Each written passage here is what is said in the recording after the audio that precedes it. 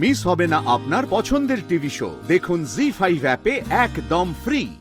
না না না না এসিপি সাহেব, আমি সেটা বলছি না।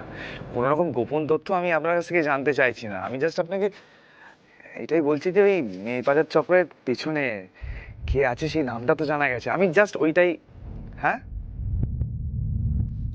আচ্ছা ঠিক আছে ঠিক আছে, হ্যাঁ নিশ্চয়ই।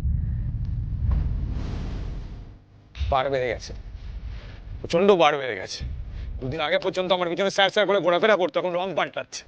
ইয়ার কি মারছে?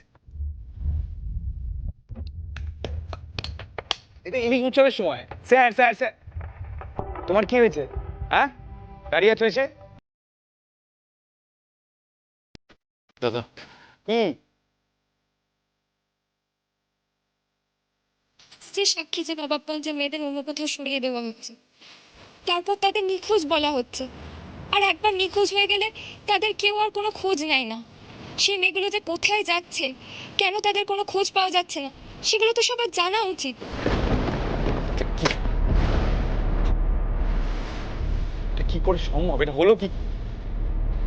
বারবার করে বাড়িতে গিয়ে বলে এলাম, সবাইকে বললাম যে ইন্টারভিউ না দিতে মিডিয়ার সামনে। রুদ্রদা, কি করে করলে এটা ফুলকি? তুমি বারণ করার সত্ত্বেও মিডিয়ার সামনে গিয়ে কি করে স্টেটমেন্ট দিলে? ওকে বুঝে শুনে কাজটা করলো নাকি মিডিয়ার লোকজন ওকে বোকা বানালো বলতো দাদা?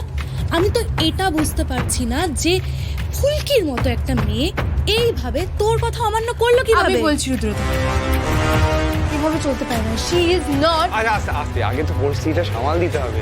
আমি তারপরে দেখবো শি ইজ হোয়াট। আগে বসো, এই বস বস বস। কথাই শুনছে না। আরে আমি দেখে নিচ্ছি। বাহ, তুমি খুঁজি তোলে কি করে হবে? আচ্ছা, আমরা আগে তাহলে শুনি যে এই বিরোধী দলের লোকজন তারা কি কি এজেন্ডা তৈরি করেছে। জানো, জানা গেছে? শুনলাম তো একটা বড় ক্যাম্পেইন করবে, থানার সামনে ধর্ণা দেবে, আমাদের দলের সম্বন্ধে যা নয় তাই বলবে মিডিয়া। আর দাদা, শুনলাম যে আপনারা মাস্টার মশাইয়ের কুশপুতুল পোড়ানোর প্ল্যান করছে ওরা। অপূর্ব। ওই দলের পিন্টু আমাকে জানান। মোট কথা খুব খারাপ অবস্থা দাদা। আচ্ছা আচ্ছা, তাহলে আমরা এবার একটা উল্টো ক্যাম্পেইন শুরু করতে পারি কি? মানে আমি বলছি যে আমরা নবাবগঞ্জ এবং আশেপাশের মানুষজনকে বলি যে আমরা এখানকার আইন শৃঙ্খলা আরও কড়া করতে চাই। সেই জন্য সমুদ্রের পাড়ে এবং আশেপাশের গ্রামে আমাদের পার্টির ছেলেপুলেরা গ্রুপ গ্রুপ করে থাকবে, সারা রাত গার্ড দেবে। কি এটা করা যায় আমার জন্য এটুকু? অবশ্যই করা যায়, শুধু রুদ্রদা দু একদিন সময় দাও। কি তমজিৎ? হ্যাঁ অবশ্যই। তাহলে আমরা এগোই, কারণ যুব সংগঠনের মিটিং ডাকতে হবে। এসো, দেখো দুদিনটা একটু বেশি হয়ে যাচ্ছে, দেখে নাও। আমি দেখছি রুদ্রদা, আসছি। আসি দাদা। রুদ্রদা, রুদ্রদা, তুমি কিন্তু এই ফুলকি বিষয়টা দেখো।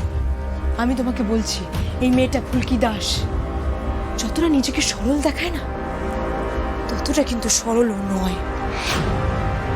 ওর লক্ষ্য অনেক বড়, সেটা আমরা কেউ বুঝতে পারছি না। আজকের ব্যাপারটাও কি করে করলো? এত বড় অডাসিটি ওর, ওকে বারণ করা সত্ত্বেও গিয়ে মিডিয়ার সামনে স্টেটমেন্ট দিয়ে দিল।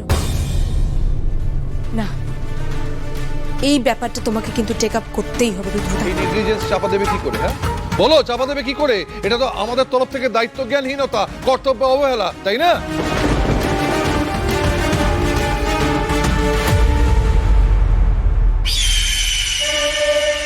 সত্যি বিষয়টা আমার হাতের বাইরে চলে যাচ্ছে।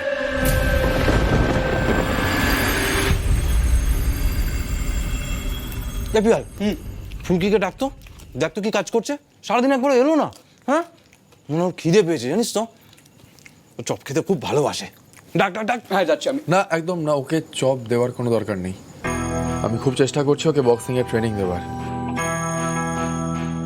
সো আই থিঙ্ক এখন ওকে ভাজাভুজি দেওয়াটা ঠিক হবে না। আরে ছাড় তো, ও ট্রেনিং ছেড়ে দিয়েছে, কিচ্ছু হবে না। পিয়াল বসে আছিস কেন? যা। দাদা, দা ভাই, যাবো কি যাবো? যা, তবে একটার বেশি না কিন্তু। ঠিক আছে। এই ফুলকি, ফুলকি, কি অকারণে শাসন করাটা তো যাবে না, না? মানে শাসন করতেই হবে।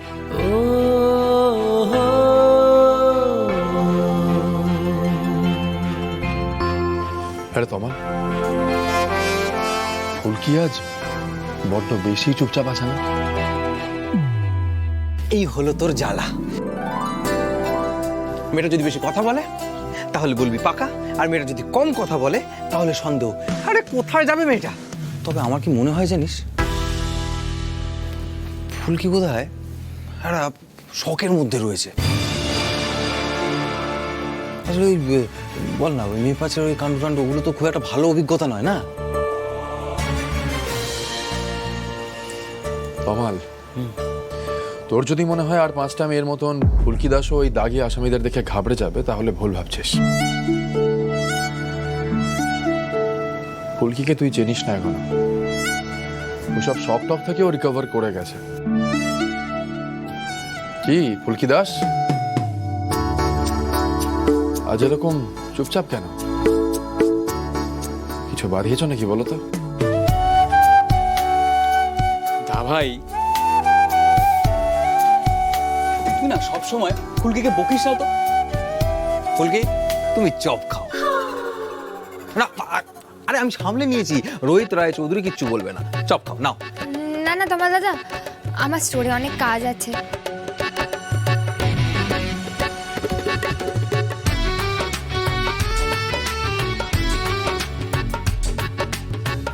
হ্যাঁ, এখনো স্যার জানে না নিশ্চয়। টিভিতে সব কিছু বলে দিয়েছে ফুলকি দাস, নয়তো এর মধ্যেই রেগে ফেটে পড়তো। ফুলকি দাস আজ একটু দূরে দূরে থাক। এই দাঁড়াও 1 মিনিট। কিছু নিশ্চয়ই বাঁধিয়েছে, দেখে নিস। কি ব্যাপার বলো তো?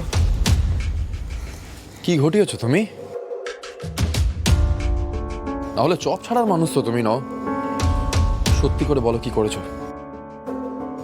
বলো। রোহিত, কি করছিস নাকি? কেন বকছিস? বাদ দে না, ছাড় না।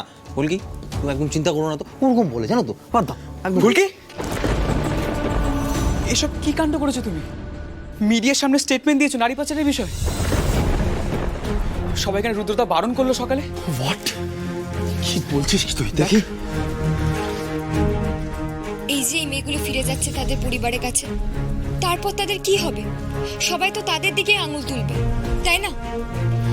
এই ধরনের অপরাধ যেন আর কোনোদিনও না হয়, সেটা দেখা উচিত।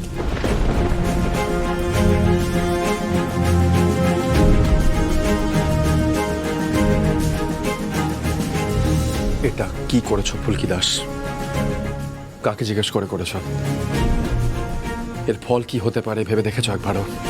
হতে পারে না, হয়ে গেছে। দাদা, হয়ে গেছে। আমার একটা বন্ধু পাঠালো আমাকে এটা। এতক্ষণে মানে নবগঞ্জের সবাই দেখে নিয়েছে। এখন কি হবে? বাড়িতে তো সকলে। দাদা, তাড়াতাড়ি বাড়িতে চল, তাড়াতাড়ি চল। চুপ করে দাঁড়িয়ে থাকো না ফুলকি, বলো কিছু। চুপ করে দাঁড়িয়ে বলো। লজ্জা করে না তোমার? রুদ্র সবার সামনে সবাইকে বারণ করলে এই বিষয়ে এখন মিডিয়ার সামনে মুখ না খুলতে, তাও তুমি, তোমার সাহস কি করে হলো এটা করার? হ্যাঁ, এই জন্য আজ সারাদিন লুকিয়ে লুকিয়ে ছিল। এবার বুঝতে পারছিস তোরা আমি তোকে বলছিলাম না কিছু একটা ভুল হচ্ছে। জি5 ডাউনলোড করুন আর সব এপিসোড দেখুন একদম ফ্রি।